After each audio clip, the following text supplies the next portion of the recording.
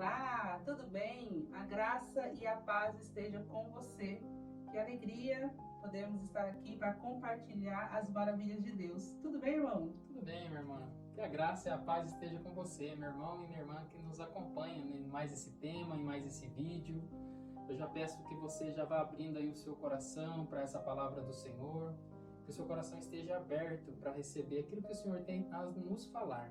O primeiro a ser evangelizado somos nós, né? Exatamente. O Senhor vai falando primeiro para nós, né? Nós somos apenas canal da graça de Deus. E graças a Deus que Ele é tão bom e misericordioso conosco, que Ele vai nos inspirando e nós vamos ouvindo, mediante a vontade dEle, a ação dEle, e trazendo esses temas, trazendo esses assuntos para que vá de encontro com a sua necessidade. Porque todos nós somos muito parecidos, né? Exato. Todos nós temos as mesmas necessidades. E às vezes o nosso coração clama para ouvir a voz de Deus, ou pela palavra, ou por alguém que está falando, ou por uma música. Então nós esperamos que essa palavra chegue ao seu coração no dia de hoje e seja como um bálsamo. É isso. Qual que é o nosso tema hoje? Olha que tema legal. Abandone as tralhas que têm te impedido de seguir. Eu quero já te convidar, meu irmão e minha irmã, a pegar a sua palavra, a palavra de Deus. Nós vamos meditar em cima da palavra de Lucas 24, do versículo 13 até o versículo 27. É uma palavra meio extensa, né? Está meio grande, então a gente vai meditando, vai falando, né? E ali a gente já vai explicando, né? Vai colocando aquilo que o Senhor tem a nos falar. Então vamos lá. Lucas 24, do versículo 13 adiante. A palavra do Senhor vai nos dizer assim: naquele mesmo dia, 2 dos discípulos de Jesus estavam indo para um povoado chamado Emaús, que fica a mais ou menos 10 quilômetros de Jerusalém. Eles estavam conversando a respeito de tudo o que havia acontecido. Enquanto conversavam e discutiam, o próprio Jesus chegou perto deles e começou a caminhar com eles. Mas alguma coisa não deixou que eles o reconhecessem. Vou parar por aqui para a gente poder destrinchar um pouquinho, né? Tá certo. Então eu queria trazer essa palavra para o nosso dia, para a nossa vivência, para a nossa história. Então pegando aqui a palavra, aqui vai dizer para nós, 2 seguidores de Jesus. Então eram 2 discípulos de Jesus que caminhavam para Emaús. Quem são os discípulos de Jesus nos tempos atuais, meu irmão? Somos nós, né? Então essa palavra é para mim, é para você e é para você que está nos acompanhando. Então os discípulos de Jesus somos nós, os seguidores de Jesus. Então eles caminhavam, eles estavam num caminho. E o que é esse caminho?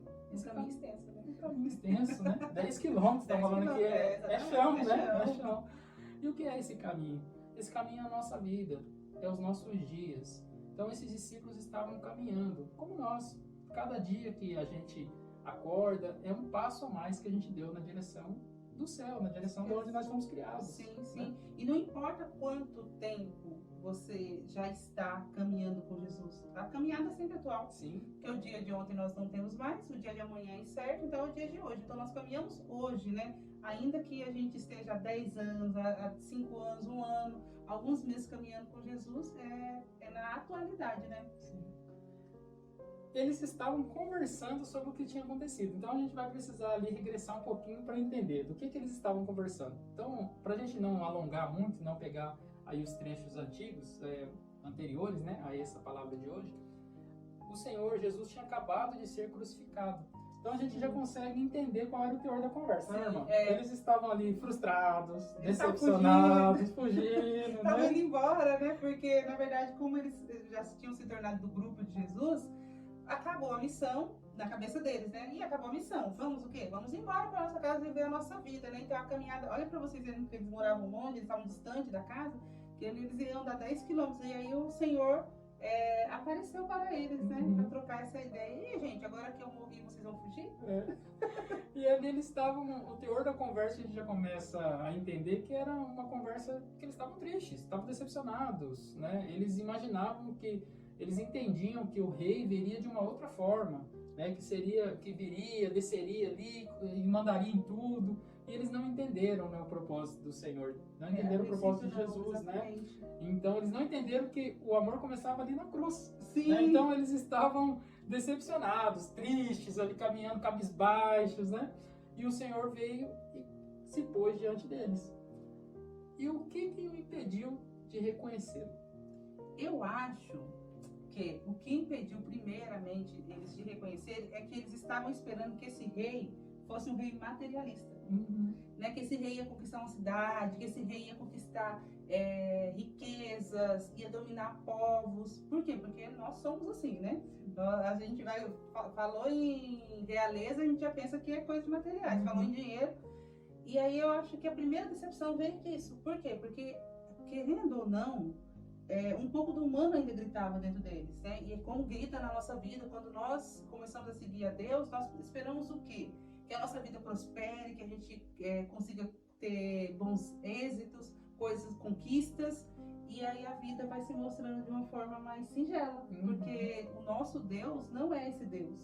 O nosso Deus, a riqueza dele está dentro de nós, é a nossa necessidade interior. Então, eu acho que, a princípio, aí, a frustração foi essa.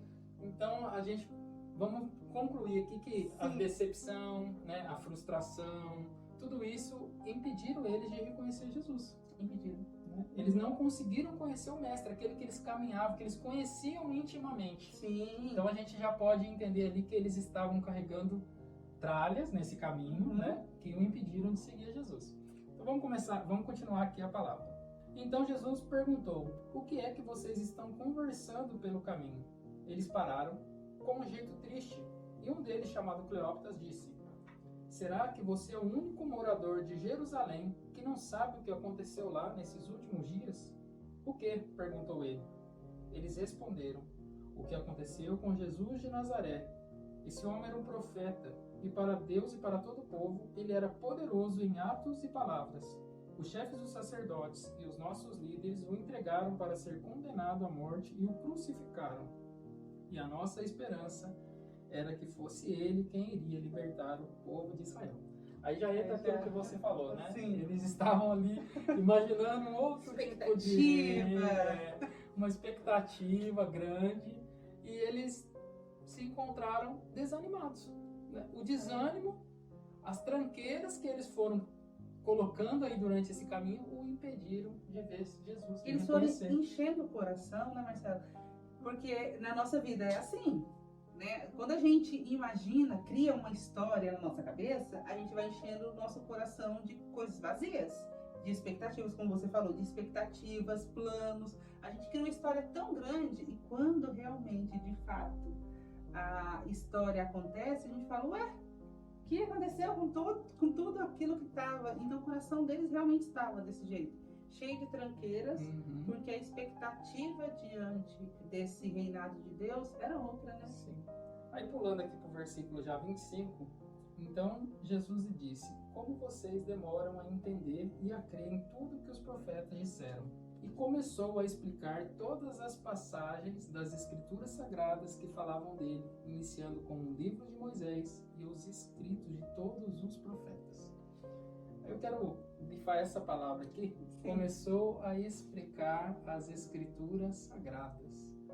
Meu irmão e minha irmã, se você não está conseguindo reconhecer o Senhor, se você por algum motivo está carregando coisas dentro do seu coração que te impede de reconhecer o nosso Senhor Jesus Cristo, aqui está o segredo para que você abra os seus olhos, a Sagrada Escritura.